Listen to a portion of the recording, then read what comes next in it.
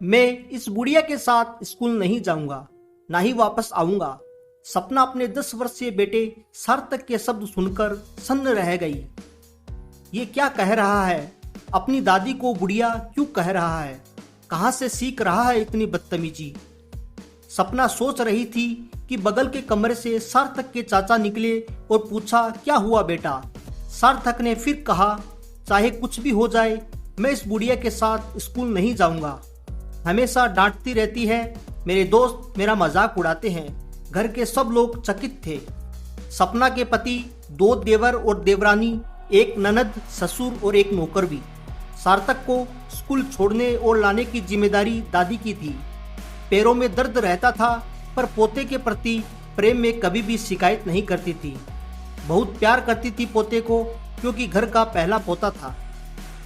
पर अचानक सार्थक के मुंह से उनके लिए ऐसे शब्द सुनकर सबको आश्चर्य हो रहा था। रात को खाने पर उसे बहुत समझाया गया, पर वो अपनी जिद पर अड़ा रहा। सार्थक के पापा ने उसे थप्पड़ भी मार दिया। सबने ये तय किया कि कल से उसे स्कूल छोड़ने और लाने माजी नहीं जाएगी।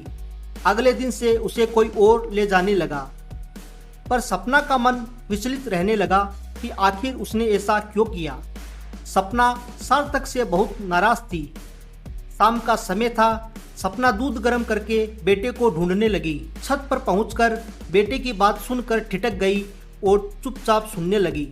सार्थक अपनी दादी की गोद में सर रखकर कह रहा था, दादी, मैं जानता हूँ कि मम्मी मुझसे नाराज भी है, पर मैं क्या करता।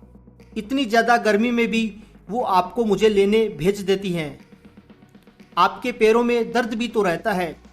मैंने मम्मी से कहा तो उन्होंने कह दिया कि दादी अपनी मर्जी से जाती है।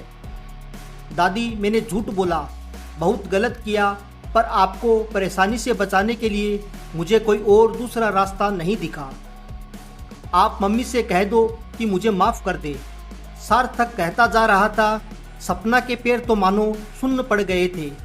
अपने बेटे के झूठ बोलने के पीछे बड़प्पन को महसूस कर गर्व हो रहा था उसे। सपना ने दौड़कर सार्थक को गले लगा लिया और बोली, नहीं बेटे, तुमने कुछ गलत नहीं किया। हम सभी पढ़े लिखे को समझाने का यही तरीका ठीक था। शाबाश बेटा, शाबाश। तो दोस्तों, ये थी आज की कहानी। उम्मीद करता हूँ दोस्तों आप लोगों को ये कहानी बहुत पसंद आई होगी। अगर आप लोगों को ये कहानी पसंद आई है तो हमारे चैनल के साथ जरूर जुड़िएगा दोस्तों।